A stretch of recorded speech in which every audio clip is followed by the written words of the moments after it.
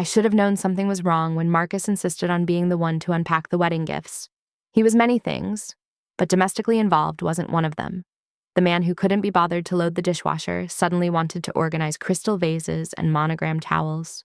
But I was too exhausted from our honeymoon in Bali to question it, too blissfully happy, too stupidly trusting. My name is Vivian Chen, and I thought I had married my soulmate 3 weeks ago in the most beautiful ceremony at the Rosewood Manor. 200 guests, a Vera Wang dress, champagne fountains, and a 7-tier cake that cost more than my first car. My maid of honor, Rachel Morrison, my college roommate, my confidante for 8 years, had given the most touching speech about true love and forever friendships. She'd looked so beautiful that day in her champagne-colored bridesmaid dress, holding my bouquet as I said my vows to Marcus. I remember squeezing her hand before walking down the aisle, tears in both our eyes. "Thank you for everything," I'd whispered. "I couldn't have done this without you." "That's what best friends are for," she'd said, kissing my cheek. "I love you, Viv."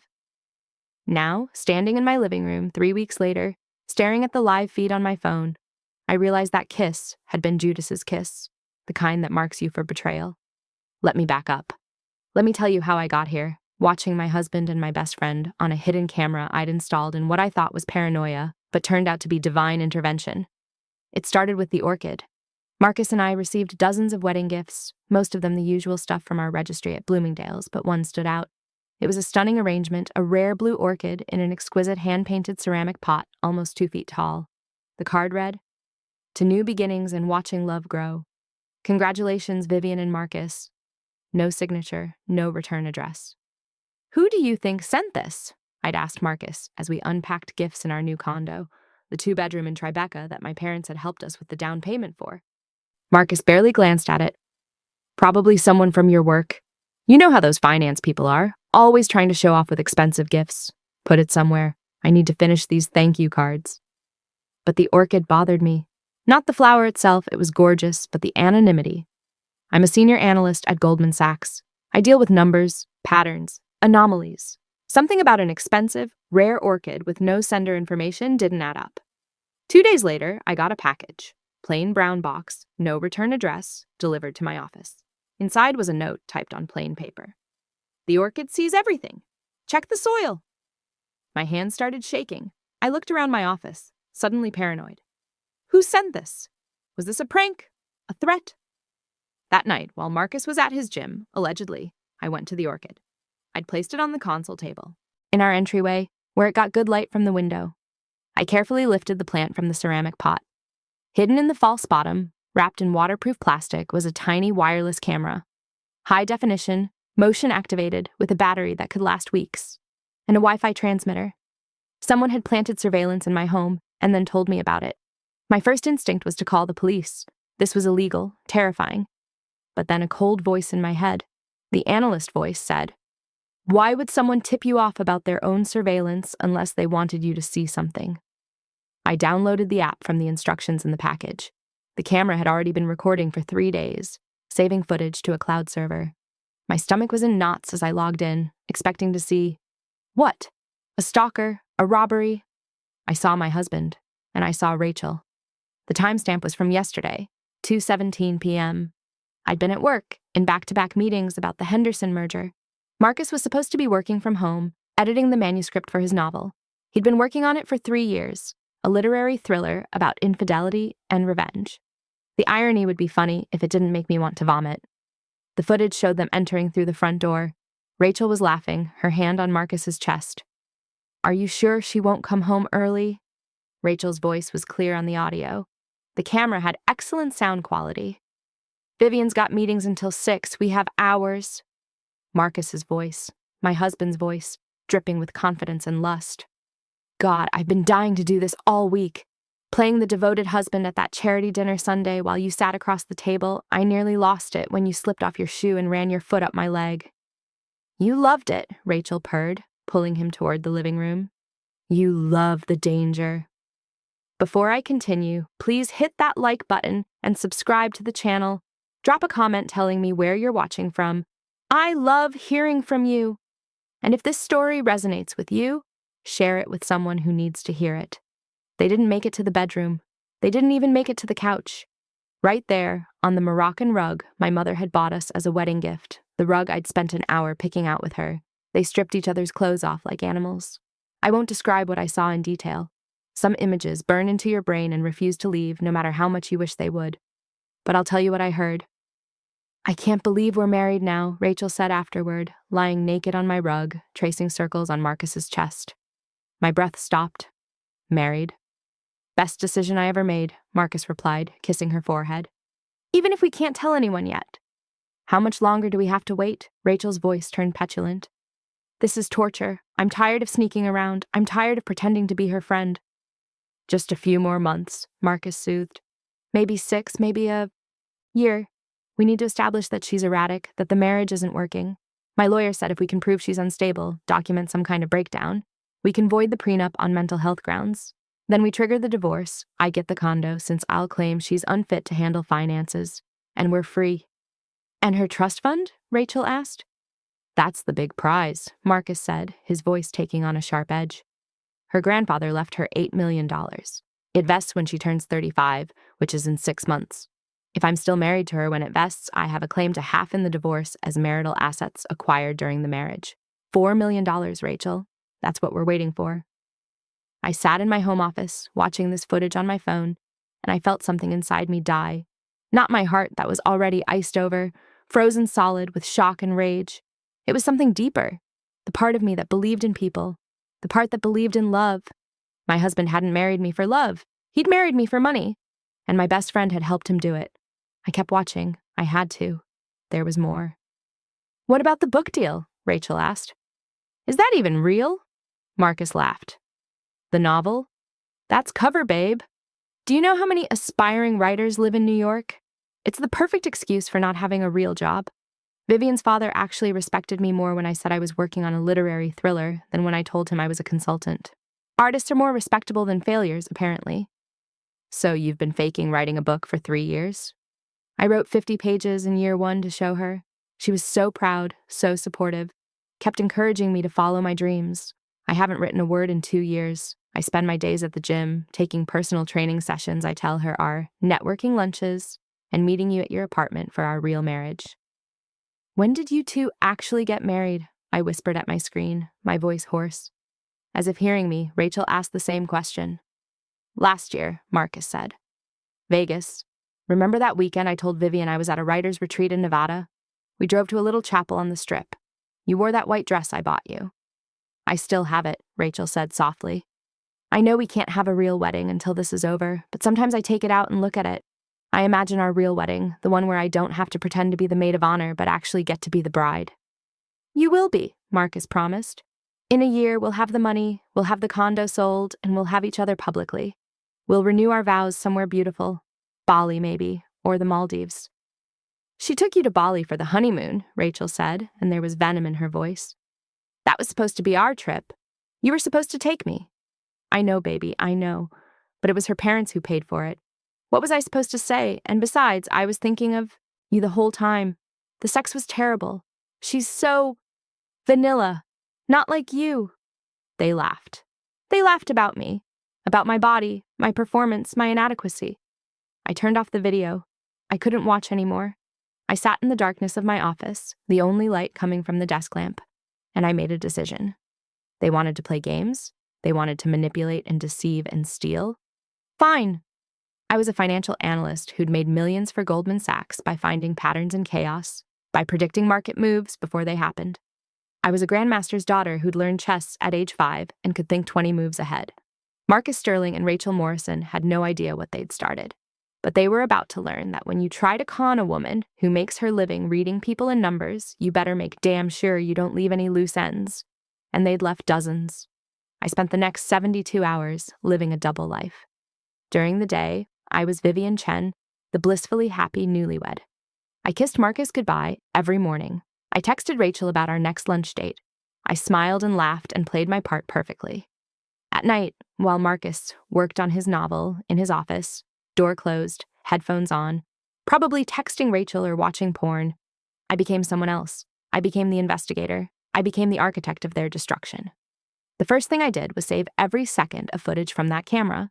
I downloaded it to 3 separate encrypted drives, stored in 3 separate locations, one in my safety deposit box at Chase, one in my office safe, and one mailed to my lawyer, Martin Chang, with instructions not to open unless I died or went missing. Paranoid? Maybe.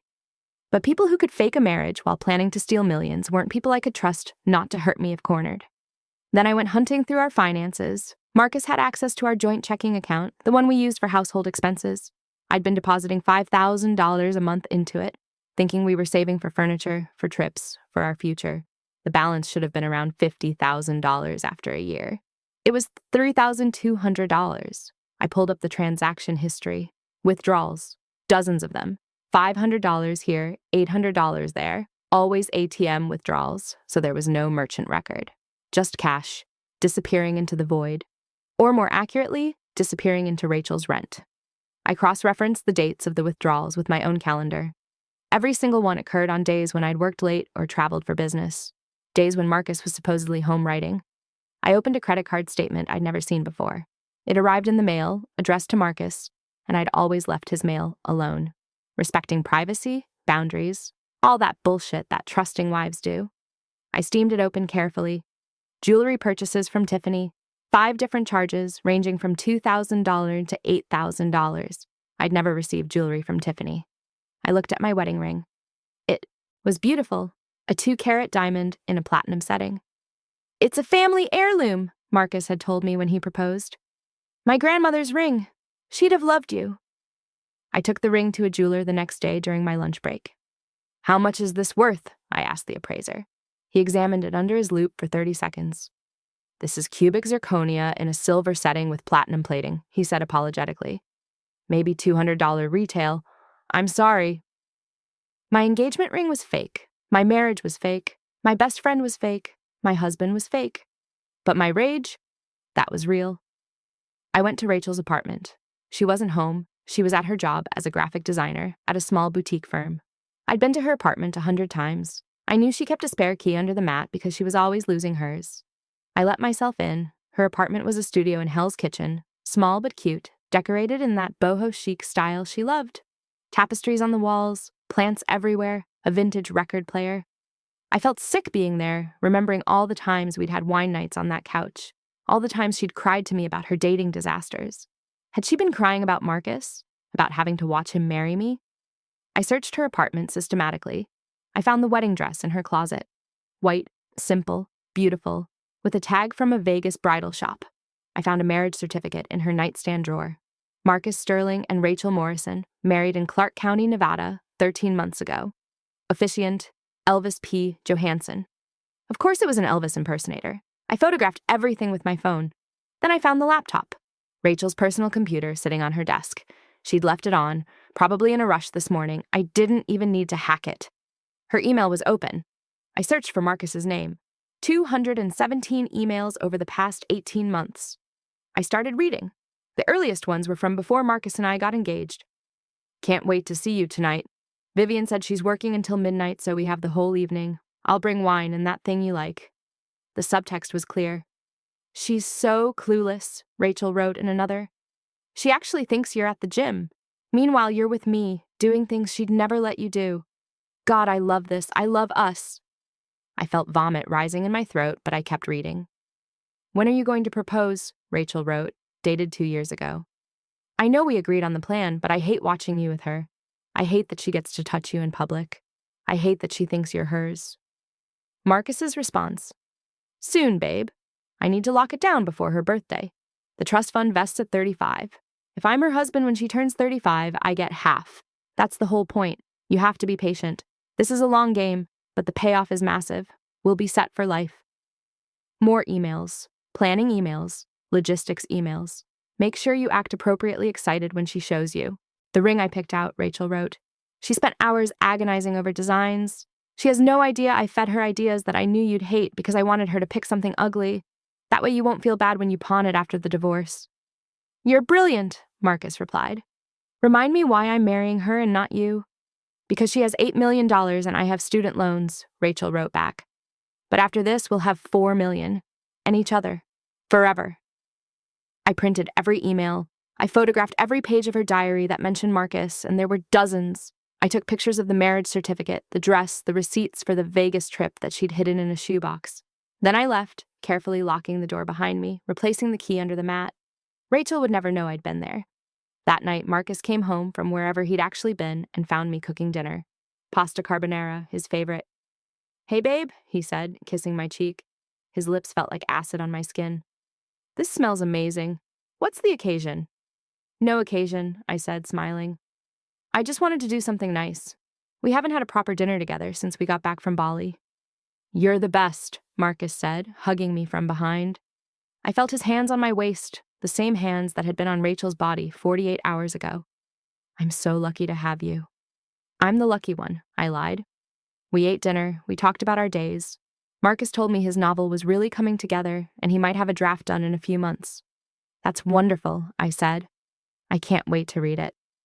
"You'll be my first reader," he promised. "Your opinion means everything to me."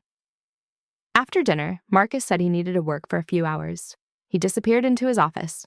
I cleaned up, then went to my own office and opened my laptop. I had 6 months until my 35th birthday. 6 months until the trust fund vested. They were planning to wait until right after that, let the money hit my account, then spring the divorce, claiming I was mentally unstable, unfit, whatever lies they'd concocted.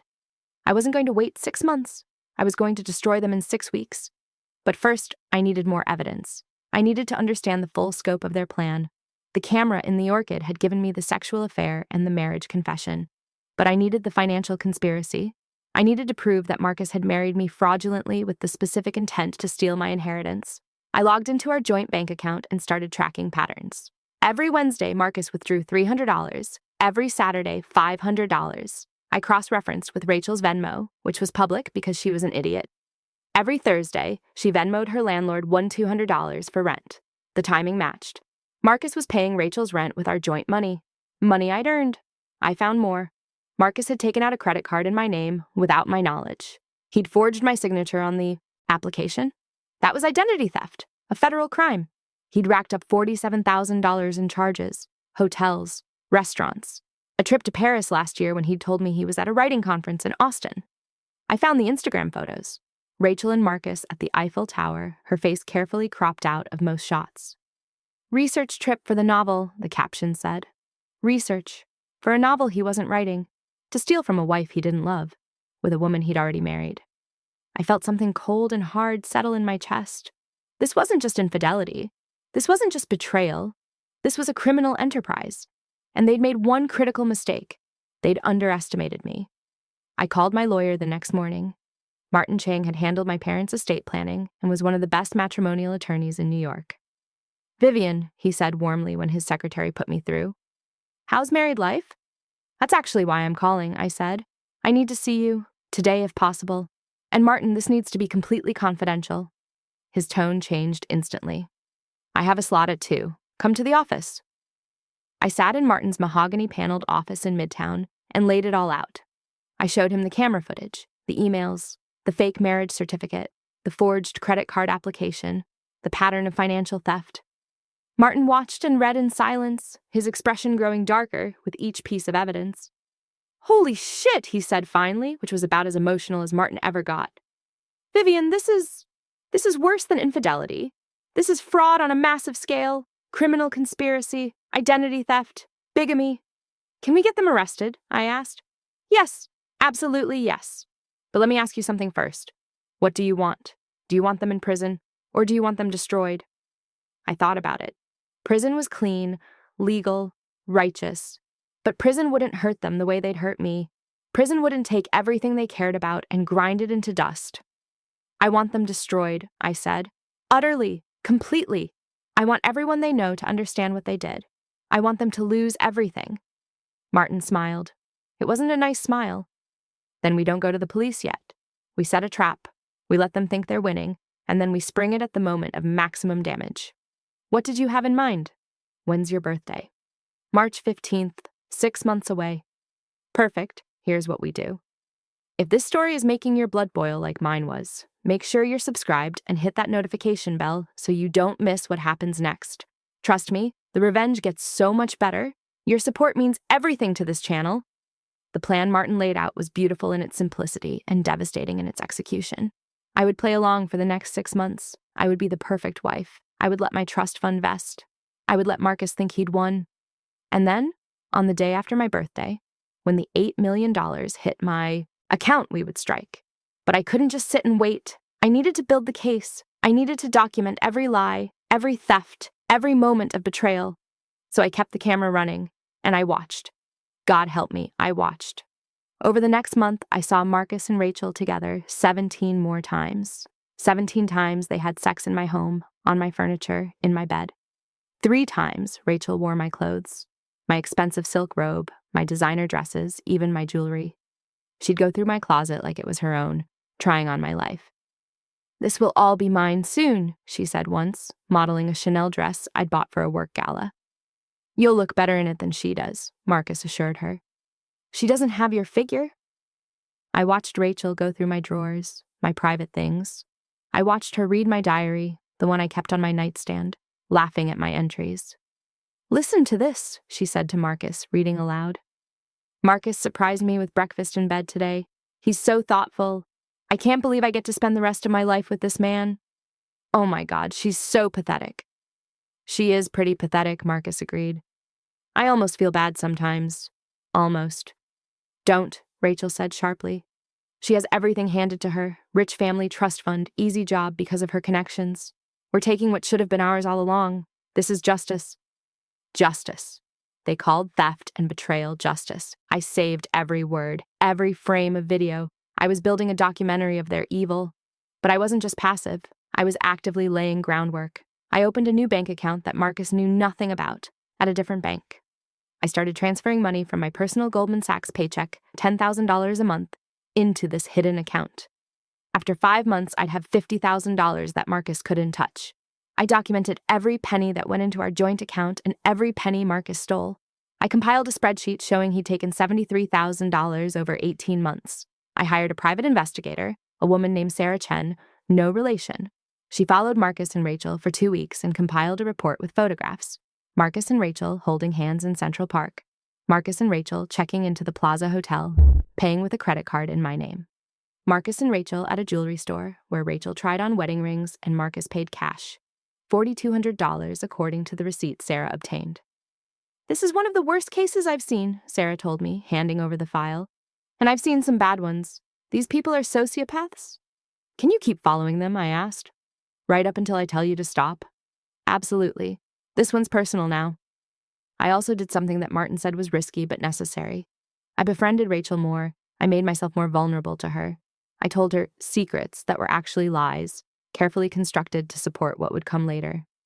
"Marcus has been so distant lately," I confided over lunch one day. "I don't know." "What's wrong? He barely touches me anymore." "Oh, honey," Rachel said, her face the perfect mask of concern. "Have you talked to him about it?" "I've tried. He just says he's stressed about the book. But sometimes I wonder if there's someone else." Rachel's eyes lit up for just a second before she caught herself. "I'm sure there's not. Marcus loves you. He's probably just in his head about his writing. You know how artists are." "You're right," I said, letting my voice quaver. "I'm probably just being paranoid. It's just that sometimes I feel like I'm losing my mind, like I can't trust my own instincts anymore." "Vivian," Rachel said, reaching across the table to take my hand. Her hand. The hand that had touched my husband in every way a hand could touch a man. "You're not losing your mind. You're stressed. You work too hard. Maybe you should talk to someone, a therapist." There it was, the setup, the groundwork for their mental instability claim. "Maybe you're right," I said softly. "Maybe I should." I did start seeing a therapist, but not for the reasons they hoped. I went to Dr. Ellen Morrison, a psychiatrist who specialized in trauma and betrayal. I told her everything. I showed her the videos. "I need you to document that I am completely sane," I said, "that I'm dealing with an extraordinary situation with extraordinary clarity, because they're going to try to claim I'm mentally unstable." Dr. Morrison was horrified and fascinated. "I'll do more than that," she said. "I'll write a comprehensive evaluation. Anyone who reads it will see that you're not only sane, you're remarkably resilient." Every week I went to Dr. Morrison. Every week she documented my mental health. Every week she added to the file that would destroy their case. Meanwhile, Marcus's behavior got worse, or maybe I just noticed it more. He started criticizing me. Small things at first. That dress makes you look a little heavy. Your hair looked better before you cut it. Do you really need that second glass of wine? He was trying to break me down, trying to make me doubt myself. Classic abuser tactics. I played along, I acted hurt, I acted insecure, I even staged a fight where I threw a plate. Marcus recorded it on his phone, probably thrilled to have evidence of my instability. What he didn't know was that I'd placed my own camera in the kitchen, capturing him deliberately provoking me for 10 minutes before I finally snapped, showing clearly that he was the aggressor, not me. December came, 3 months until my birthday. Rachel invited me to go wedding dress shopping with her. Wedding dress shopping? I asked, confused. For who? For me, silly, she laughed. I met someone. His name is Derek. He's an investment banker. We've been dating for a few months, and I think he might propose soon. I want to have an idea of what I want. She was building an alibi, creating a fake boyfriend so that when Marcus divorced me, she could, coincidentally, start dating him publicly a few months later, and no one would suspect they'd been together all along. Oh my God, Rachel, that's amazing, I gushed. Tell me everything. We went to Kleinfeld Bridal. Rachel tried on dresses, and I took pictures, and I smiled until my face hurt. She chose a mermaid-style gown in ivory silk. This is the one, she said, staring at herself in the mirror. This is what I'll wear when I marry the love of my life. You look beautiful, I said. And I meant it. She did look beautiful. Beautiful and rotten and doomed. In January, 6 weeks before my birthday, Marcus sat me down for a serious talk. My stomach clenched. Was he moving up the timeline? Viv, I need to tell you something, he said, taking my hands. His hands were clammy. He was nervous. I've been offered an incredible opportunity. There's a writer's retreat in Montana, 6 weeks. Some of the best literary minds in the country will be there. It could really make my career, but it means being away for your birthday? I let my face fall. 6 weeks? Marcus, that's so long, and my birthday? I know, he said, pulling me into a hug. But babe, this is important. This could be the difference between being published and being nobody. You understand, right? You've always supported my dreams. It was bullshit. I knew it was bullshit. There was no retreat. He wanted to be out of town for my birthday, so that when my trust fund vested, he could claim he'd been away, establishing distance. Then he'd come back, stay married for a few more months to cement his claim to half, and then file for divorce. Of course I understand, I said, hugging him back. Your career is important. I'll miss you, but I'm so proud of you. You're the best wife, Marcus said. I'm so lucky.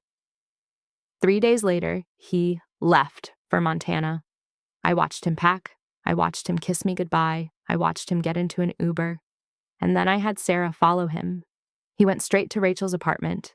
He didn't leave for 2 days. I spent those 6 weeks in a fever of preparation. I moved money. I compiled evidence. I met with Martin 3 times a week. We created a timeline. We created a narrative. We created a nuclear bomb disguised as a legal briefing. My birthday was on a Friday. I'd taken the day off work. Marcus called that morning from Montana. Happy birthday, baby, he said. I wish I could be there. I wish you could too, I said. But I understand. How's the retreat? Intense, he lied. We've been writing 12 hours a day. My brain is fried, but good fried. I'm so proud of you, I lied back. Can't wait to read what you've written. We said our goodbyes. I hung up and looked at my phone. In my bank app, I could see my account balance. At midnight, the trust fund had vested. $8 million, right on schedule. I took a screenshot. Then I transferred it all to my hidden account. Every penny. The account Marcus knew about, my old personal checking, now had $3,000, barely enough for a month's rent. But the hidden account, the one in my name only, at a bank Marcus didn't know existed, had $8,053,000. I called Martin. It's done. The money's secure. Perfect. Phase 2 begins tonight. Are you ready? I've been ready for 6 months. That night, I went to Rachel's apartment. I didn't sneak this time. I knocked on the door.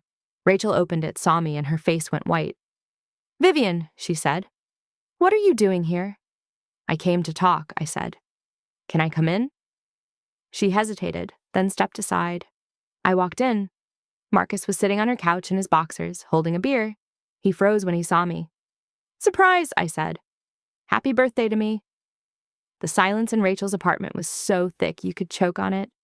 Marcus sat there in his boxers, beer halfway to his mouth, his face cycling through shock, fear, and finally settling on an expression of barely controlled panic. Rachel stood by the door, her hand still on the knob, looking like she might bolt. "Vivian," Marcus finally said, setting down his beer with shaking hands. "This isn't what it looks like." I laughed. Actually laughed. "Really, Marcus? That's what you're going with? This isn't what it looks like?" I pulled out my phone and opened the camera app. "Should I show you what it looks like? Because I have about 40 hours of footage of you two fucking in our home, on our bed, on our couch, on the kitchen counter where we eat breakfast." Rachel made a small whimpering sound. "How?" she whispered. "The orchid," I said. "The one with no card. That was from someone who knew what you were doing, someone who wanted me to know." "Who?" Marcus demanded, standing up. "Who would do that?" "Does it matter?" I asked. "What matters is that I know. I know about the fake marriage certificate from Vegas. I know about the credit card fraud. I know about the plan to steal my trust fund. I know everything." Marcus's face hardened. The panic disappeared, replaced by cold calculation. "If you know everything, then you know you can't do anything about it. I'm your husband. I have rights to that money. And if you try to divorce me, I'll drag you through court for years. I'll claim you're mentally unstable. I have recordings of you throwing things, screaming at me. Your own mother will testify that you've been erratic." "My mother?" I said. "You talked to my mother?" "Carol's been very supportive," Rachel said, finding her voice. She'd stopped looking scared and was starting to look defiant. "She understands that sometimes marriages don't work out. She said she always thought you were too focused on your career, that you never made time for Marcus. She'll testify to that." My mother. My own mother had been brought into this conspiracy. The betrayal kept expanding like a toxic bloom. "Well," I said, keeping my voice steady, "that's unfortunate for you. Because I'm not divorcing you, Marcus. You're going to divorce me." "Why the hell would I do that?" Marcus said, laughing. "You just vested. $8 million. I'm not walking away from that." "You are. Because in about 10 minutes, a courier is going to deliver a package to your parents' house in Connecticut. Inside will be copies of every email you and Rachel exchanged for the past 2 years. Every text message, every photo, the video footage of your activities, the marriage certificate from Vegas, the credit card fraud documentation, and a notarized statement from me explaining everything." Marcus went pale. "You wouldn't." "I already did. The courier left 90 minutes ago. Your mother's probably reading it right now. And you know what? I sent the same package to Rachel's parents, and to your sister Marcus, and to Rachel's brother, and to 15 of your closest friends, and to your MFA program director, where you supposedly studied writing, and to every agent and publisher you told me had expressed interest in your novel." Rachel collapsed onto her couch. "No," she breathed. "No, no, no, no, no." "Oh, yes," I said. "By morning, everyone you know will understand exactly what kind of people you are. Frauds, liars, thieves. But that's not even the best part." I pulled out a folder from my bag. "This is a letter from my attorney, Martin Chang. In it, he outlines the criminal charges we're prepared to file against both of you. Identity theft, fraud, bigamy, conspiracy to commit grand larceny. These charges carry serious prison time. 5 to 15 years, Martin says." Marcus lunged at me. I stepped back quickly, and my hand went to my pocket where I'd put my phone on an open line to Martin's office. "Don't," I said. "That would be assault. That's another charge." Marcus stopped, his fists clenched. "What do you want?" "I want my life back," I said. "Here's what's going to happen. Tomorrow morning, Marcus, you're going to wake up and realize what a terrible mistake you've made. You're going to write me a letter confessing everything, the fake marriage, the plan to steal my money, the affair. You're going to express remorse and beg for forgiveness." "I'm not doing that," Marcus spat.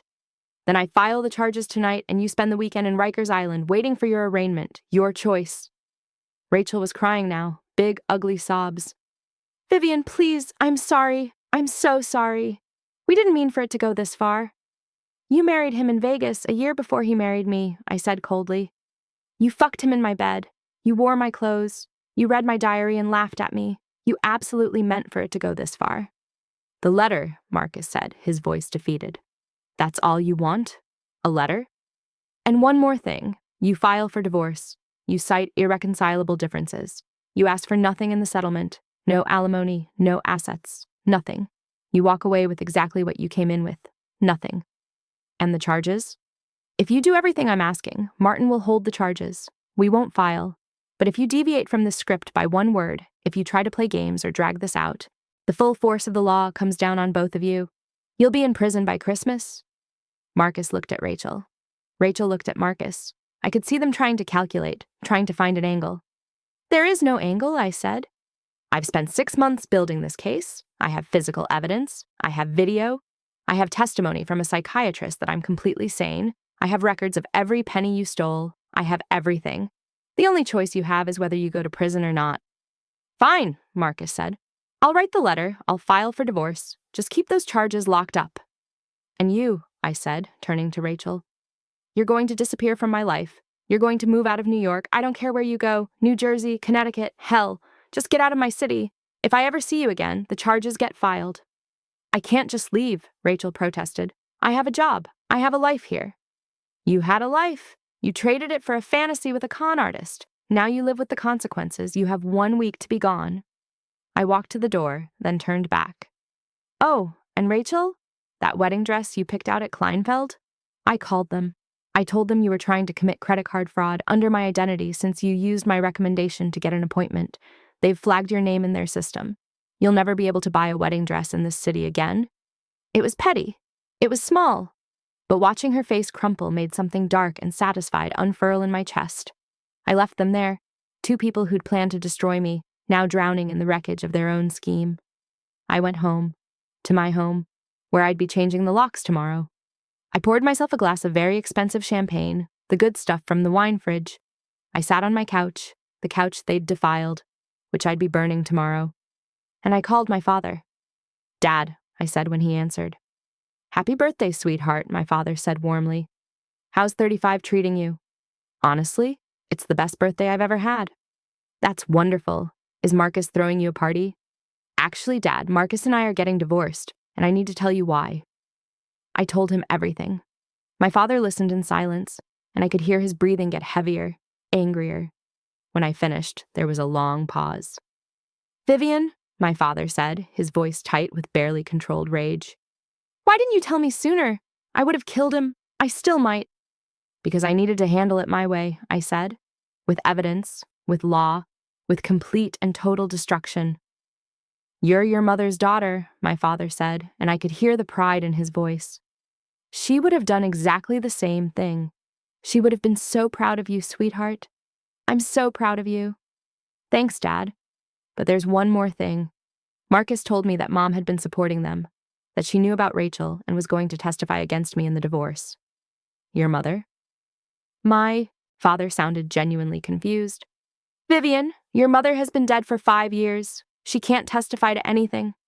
I know that, Dad. But Marcus said, and then it clicked. They'd lied about that, too. They'd tried to make me think my own mother, if she'd been alive, would have betrayed me. They'd tried to poison even that memory. The cruelty was bottomless. The divorce was finalized in 6 weeks. It was the fastest I'd ever seen a Manhattan matrimonial case move. But when both parties agree to everything, there's not much to litigate. Marcus signed everything Martin put in front of him. The settlement was brutal. Marcus received $0 in cash, $0 in assets, and $0 in future alimony. I kept the condo, the car, the wedding gifts, and all $8 million of my trust fund. More than that, the settlement included a clause that Martin had insisted on, a full confession of fraud on the record as part of the court file. Marcus had to stand in front of a judge and admit that he'd married me under false pretenses with the intent to steal my inheritance. He had to admit that he was already married to another woman when he married me. He had to admit that he'd committed identity theft and credit card fraud. The confession was public record. Anyone could look it up. His name would be associated with those words forever. The judge, a stern woman named Maria Hernandez, looked at Marcus with such disgust when he made his confession. Mr. Sterling, she said, in my 30 years on the bench, I have never seen anything quite this calculated and cruel. The only reason you're not being held in contempt and remanded to custody right now is because Mrs. Chen has chosen mercy. If I were her, I would not have been so kind. Marcus said nothing. He signed the papers. He walked out of the courthouse, a free man technically, but a destroyed one. I had one more stop to make. I drove to my mother's grave in Westchester. I hadn't been there in months, too busy with work, with the wedding planning, with the elaborate deception that had been my marriage. I sat on the grass next to her headstone and told her everything. I did it, Mom, I said. I protected myself. I didn't let them win. You always told me to be smart, to be strong, to never let anyone take advantage of me. I was almost stupid enough to ignore that. but I figured it out in time. The wind rustled through the trees. A bird sang somewhere. I felt for the first time in 6 months a sense of peace. My phone buzzed. It was a text from Sarah, my private investigator. Thought you'd want to know. Marcus was arrested in Pennsylvania. Tried to use the fake credit card again. He's being extradited back to New York. Rachel was with him. They got her too. I smiled. They couldn't help themselves, Mom. They got away with the divorce, but they couldn't stop being criminals. They're going to prison after all. I stayed at the grave for another hour, just sitting, just being. When I finally stood up to leave, I felt lighter. The weight I'd been carrying, the weight of betrayal and lies and manipulation, had been lifted. I was free. 3 months later, I was sitting in my office at Goldman Sachs, reviewing a portfolio, when my assistant buzzed me. Vivian, there's a woman here to see you. She doesn't have an appointment, but she says it's urgent. Her name is Diana Castellano. I didn't recognize the name. Send her in. The woman who walked into my office was in her late 40s, elegantly dressed, with dark hair streaked with silver. She had the bearing of someone who'd lived through hell and come out stronger. Mrs. Chen, she said, extending her hand. Thank you for seeing me. I'll get right to the point. I'm the one who sent you the orchid. I froze. You? My name is Diana Castellano. Rachel Morrison was my husband Anthony's mistress. She destroyed my marriage 3 years ago. When Anthony divorced me, she took him for everything he had, working with a con artist she was involved with at the time. Not Marcus, someone before him. They had a whole system. She'd seduce married men, her partner would gather compromising material, and they'd blackmail or manipulate their way to money. My God, I breathed. When I heard through mutual friends that Rachel was your maid of honor, I did some digging. I found out about Marcus, about his lack of real employment, about their Vegas marriage. I recognized the pattern immediately. I'd lived it. So I sent you the orchid. I thought you deserved to know what was happening before they could destroy you the way they destroyed me. Why didn't you just tell me directly? I asked. Would you have believed me? Diana asked simply. A strange woman claiming your husband and best friend were conspiring against you. You would have thought I was crazy. You had to see it yourself. You had to see the evidence. She was right. Thank you, I said. You saved my life, or at least my financial life. Thank you for finishing what I couldn't, Diana said. I tried to press charges against Rachel after she helped ruin my marriage, but I didn't have enough evidence. Anthony protected her. But you? You built a case that even the best lawyers couldn't fight? Because of your confession in your divorce, the prosecutors are now looking at Rachel's pattern of behavior. They're reopening my case. She's facing charges in my situation too. Good, I said. She should face every consequence. Diana reached into her purse and pulled out a small box. I wanted to give you this. Inside was a beautiful pin, shaped like a phoenix. Because you rose from the ashes, Diana said. Some of us survived betrayal, but you transformed because of it. You became stronger. We talked for another hour. By the time Diana left, we'd exchanged numbers and made plans to have lunch. I'd found an unexpected ally, maybe even a friend, in this woman who'd suffered what I'd suffered. I looked at the phoenix pin. It was perfect. I was a phoenix. I had died. That moment when I saw Marcus and Rachel on the camera, the old Vivian, the trusting Vivian, the naive Vivian had died. But from those ashes, someone new had emerged. Someone harder, someone wiser, someone who would never be anyone's mark again. I wore the phoenix pin to work every day. It became my armor, my reminder. 6 months after the divorce, my life had transformed completely. I'd been promoted to vice president at Goldman Sachs, the youngest woman to hold that position in my division. My trust fund, carefully invested, was growing. I'd redecorated the condo, erasing every trace of Marcus, and it finally felt like mine. But the universe wasn't done with Marcus and Rachel yet. I was having coffee with Diana one Saturday morning at a cafe in Soho when my phone rang. Unknown number. I normally didn't answer those, but something made me pick up. Vivian Chen? A man's voice, professional, slightly hesitant. Speaking. My name is Detective James Morrison with the Manhattan District Attorney's Office, Economic Crimes Unit. I'm calling because we need your testimony in an ongoing investigation. It concerns Marcus Sterling and Rachel Morrison. I sat up straighter. Diana watched me, her eyebrows raised. What kind of investigation? We've discovered that you weren't their only target. Over the past 7 years, Marcus and Rachel have run the same con on 4 other women. We're building a RICO case, Racketeer-Influenced and Corrupt Organizations Act. This wasn't just a crime of opportunity. This was an organized criminal enterprise. My blood ran cold. 4 other women. How did you find them? After your divorce became public record, 3 of the victims came forward. They'd been too ashamed to report it before, but seeing your case gave them courage. The confession Marcus made in court was the key. It established the pattern. We've been building the case for months. What do you need from me? Everything you have, all the evidence you compiled, and your testimony. We're going to trial in 3 months. I met with Detective Morrison and Assistant District Attorney Catherine Walsh 2 days later. They laid out a case that made my situation look almost quaint by comparison. Victim number 1, Catherine said, spreading photos across the conference table. Linda Hartwell, Boston, 2016. Rachel befriended her at a yoga studio, introduced her to Marcus, who was using the name Michael Sanders at the time. He claimed to be a documentary filmmaker. They married after 8 months. Linda had a settlement from a medical malpractice lawsuit, $3.2 million. Within a year, the money was gone, transferred to shell companies. When Linda tried to fight the divorce, Rachel testified that Linda was addicted to pills and erratic. They painted her as an addict and got a judge to rule she was mentally incompetent. Marcus got everything. Jesus, I whispered. Victim number 2, Detective Morrison continued. Angela Reeves, Chicago, 2017. Rachel posed as a career counselor. Angela was recently widowed, grieving, vulnerable. She had a $5 million life insurance payout. Same playbook.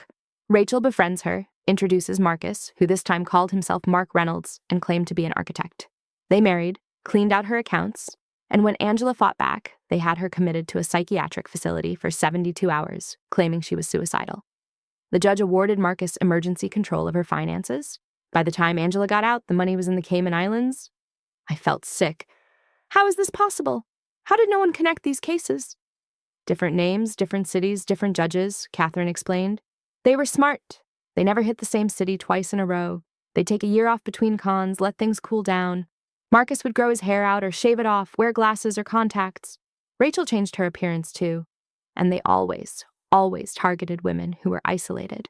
Women without strong family connections who could protect them. Women like me, I said quietly. Actually, you were different, Detective Morrison said. You had family. You had a career. You were connected. That's probably why they got sloppy with you. They got overconfident. Who are the other 2 victims? Catherine pulled out more photos. Victim 3, Simone Winters, Miami, 2019. Tech entrepreneur who just sold her startup for $8 million. Victim 4, Grace Park, Seattle, 2020. Surgeon with a trust fund from her late grandparents, $6 million. Same pattern with both. Rachel befriends them. Marcus seduces them. They marry. The money disappears. I stared at the photos of these women. Different ages, different backgrounds, but all of them had the same haunted look in their after photos. The look of someone who'd been psychologically destroyed. The total amount stolen, I asked. $24 million, give or take. The number hung in the air like a guillotine blade. $24 million. 5 women's lives destroyed. And I had almost been victim number 6. Where are Marcus and Rachel now? Rikers Island, Detective Morrison said with satisfaction. They were arrested in Pennsylvania, like you know. But when we connected the other cases, we brought additional charges. They're both facing 25 to 50 years on multiple counts of fraud, identity theft, conspiracy, and now RICO charges. No bail. The judge said they're too dangerous to be on the street. I want to meet them, I said suddenly. The other victims. I want to talk to them. Catherine and Detective Morrison exchanged glances.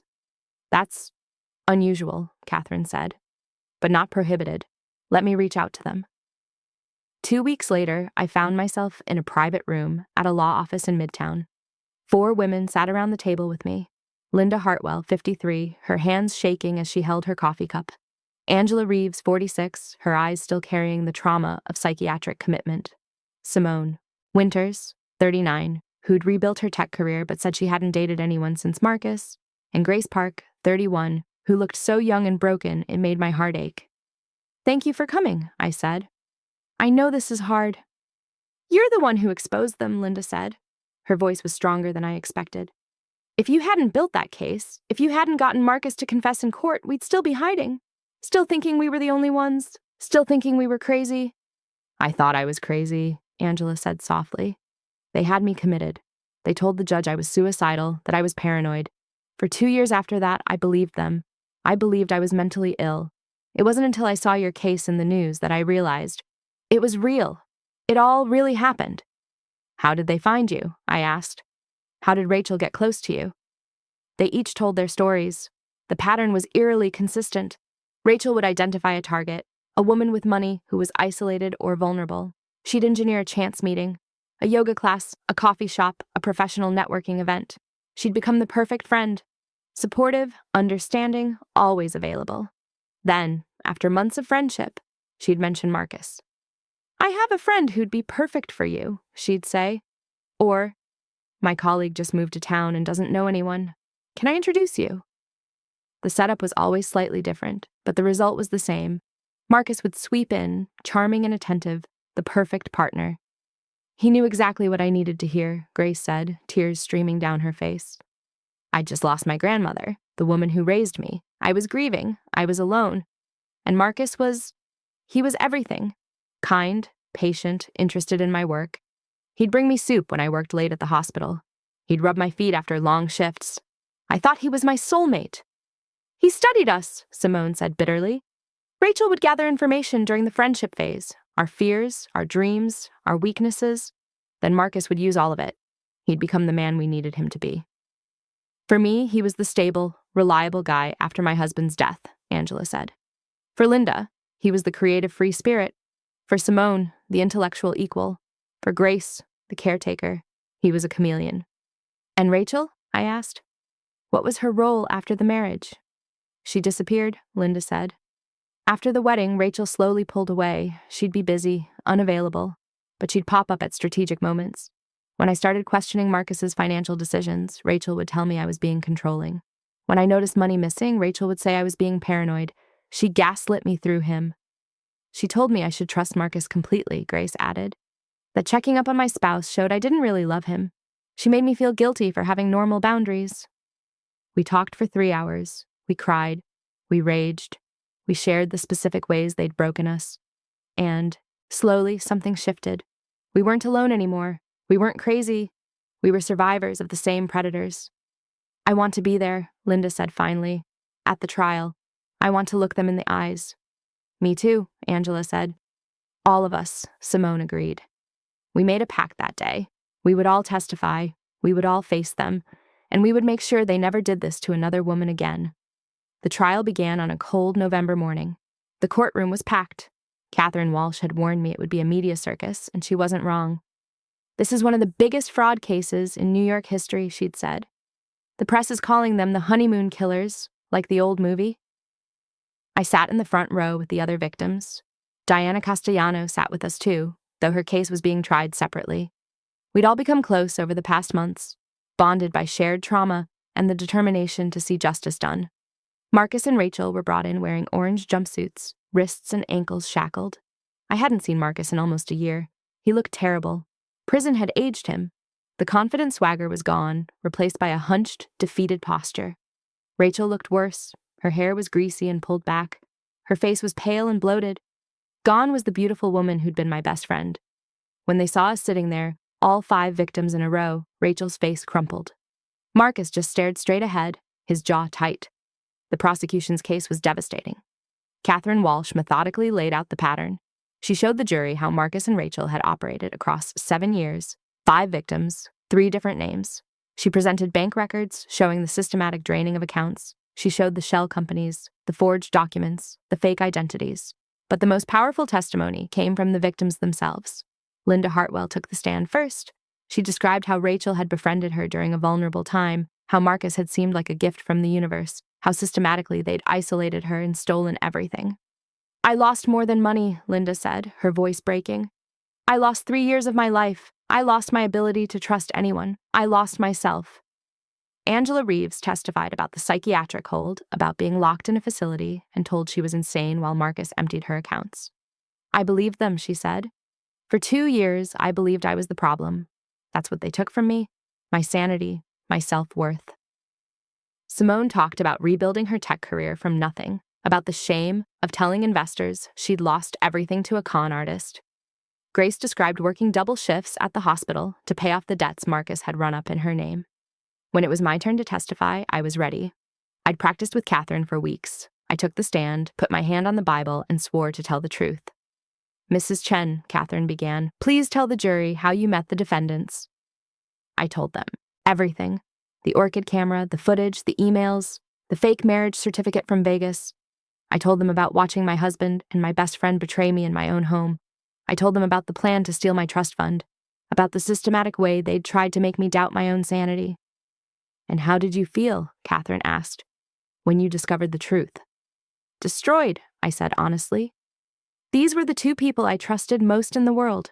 Marcus was supposed to be my partner for life. Rachel was supposed to be my sister in everything but blood. Finding out they'd been conspiring to rob me, that their entire relationship with me was a lie, it broke something fundamental in me. But you fought back. I did. Because I'm lucky. I have resources they didn't account for. I have education, family support, a career. I could hire lawyers and investigators. I could protect myself. But what about women who don't have those resources? What about the Lindas and Angelas and Simones and Graces? They preyed on vulnerability. They preyed on loneliness and grief and trust. They're predators, and they need to be stopped. The defense tried to paint us all as scorned women, as gold diggers ourselves who turned on Marcus when the relationship soured. Marcus's lawyer, a sweaty man named Robert Kern, was aggressive. "Isn't it true, Mrs. Chen, that you were obsessed with your husband, that you installed hidden cameras out of jealousy?" "I installed one camera after receiving an anonymous tip that something was wrong. That's not obsession. That's due diligence." "And isn't it true that you come from a wealthy family and you couldn't stand the idea of sharing that wealth?" "I was prepared to share everything with the man I thought was my husband. What I wasn't prepared to do was be robbed by a con artist who was already married to my best friend." The defense had no real counter to the evidence. They tried to claim Marcus and Rachel were in love, that their relationship was genuine, that the money transfers were gifts, not theft. But Catherine destroyed that argument with the emails. "If this was love," Catherine said in her closing argument, holding up printouts of the emails, "then explain these messages. 2 more years and we take it all." "She's so clueless." "That's the whole point. These aren't the words of people in love. These are the words of criminals discussing their next heist." The jury deliberated for 6 hours. When they came back, the 4 women stood and read the verdict. "On the count of conspiracy to commit fraud in the first degree, we find the defendants guilty. On the count of identity theft, we find the defendants guilty. On the count of grand larceny, we find the defendants guilty. 37 counts in total. Guilty on all of them." Rachel sobbed openly. Marcus just sat there staring at the table. When the judge asked if he had anything to say before sentencing, he stood. "I'm sorry," he said, his voice barely audible. "To all of you, Vivian, Linda, Angela, Simone, Grace, I'm sorry. I don't expect forgiveness. I'm sorry." Rachel said nothing. The judge, a stern man named Harold Peterson, looked at them with pure contempt. "In my 40 years on the bench, I have never seen a more calculated, cruel, and systematic pattern of abuse. You didn't just steal money. You stole years of these women's lives. You stole their ability to trust, to love, to feel safe in the world. You are predators of the worst kind because you weaponized intimacy." He sentenced Marcus to 45 years in federal prison. Rachel got 40 years. With their ages, it was effectively a life sentence. As they were led away in shackles, Rachel looked back at me one time. Our eyes met. I saw no remorse there, just rage that she'd been caught. I felt nothing. No satisfaction, no vindication, just a quiet, cold relief that it was over. Outside the courthouse, the 5 of us stood together as reporters shouted questions. Catherine Walsh spoke for us. "Today, justice was served. But let this case be a warning. Financial fraud isn't victimless. Domestic abuse isn't always physical. These women showed incredible courage in coming forward. They showed that predators can be stopped." We didn't answer questions. We'd said everything that mattered in court. That night, I had all of them over to my condo. We ordered champagne and Thai food and sat around my living room, the same room where Marcus and Rachel had plotted against me. "To surviving," Linda said, raising her glass. "To rebuilding," Angela added. "To never being victims again," Simone said firmly. "To found family," Grace said, looking at each of us. "To the sisters we chose," I finished. We clinked glasses. We ate and laughed and cried and talked until 3 in the morning. These women who'd been strangers a year ago were now the people who understood me better than anyone. Diana Castellano called me a week after the sentencing. The prosecutors in my case used your trial evidence. Anthony finally cracked and admitted Rachel had been blackmailing him. He's testifying against her now. They're adding years to her sentence. Good, I said. How are you doing? Better. Actually, I'm good. I'm dating someone. A nice, boring accountant who has no secrets and thinks excitement is tax season. It's perfect. I laughed. That sounds perfect. 3 months later, I was at the office when my assistant buzzed me. Vivian, there's a young woman here. She says her name is Emma Castellano, and she's Diana's daughter. She doesn't have an appointment, but says it's urgent. Emma was 24, a graduate student in psychology at Columbia. She sat across from my desk, nervous but determined. Mrs. Chen, I'm writing my thesis on financial fraud in intimate relationships. My mother told me about your case and suggested I talk to you. Would you be willing to be interviewed? I thought about it. About the orchid camera that had saved me. About the 5 women who'd found each other through shared trauma. About the 45 years Marcus would spend in prison, unable to destroy anyone else. Yes, I said, on one condition. You also interview Linda, Angela, Simone, and Grace. This isn't my story. It's ours. Emma's thesis became a book 2 years later. The Honeymoon Killers, How 5 Women Took Down a Criminal Enterprise. It became a bestseller. Oprah featured us on her show. We appeared on 60 Minutes. But more importantly, the book changed laws. New York passed the Survivor Financial Protection Act, making it easier for fraud victims to recover assets and harder for con artists to hide behind marriage laws. 3 other states followed. I still wear the Phoenix pin every day. But now, when I look at it, I don't just see my own rising from the ashes. I see 5 women who refuse to stay buried. I see the countless women who read our story and found the courage to leave their own Marcus Sterlings. My trust fund? I donated $2 million to a foundation that helps victims of financial fraud. The rest I invested in women-owned businesses. The condo? I sold it. Too many ghosts. I bought a brownstone in Brooklyn with a garden where I grow orchids. Real ones with no cameras hidden inside, just beautiful flowers that bloom in the light. And love? I'm not ready yet. Maybe someday. But I'm not lonely. I have my sisters, the ones I chose, the ones who understand the particular pain of betrayal and the particular strength it takes to survive it. Rachel and Marcus will spend the rest of their lives in prison, separate facilities, no contact allowed. I hope they think about us every day. I hope they remember the women they underestimated, the women who brought them down. As for me, I sleep peacefully. My doors are locked. My accounts are secure. My life is mine. And I am never, ever hiding under anyone's bed again. I'm standing in the light, wearing my Phoenix pin, living the life they tried to steal. They failed. I won. Thank you for staying until the end. If this story gave you the justice you needed to see, check out the other videos on screen. They're just as satisfying. And if you haven't subscribed yet, what are you waiting for? See you in the next story.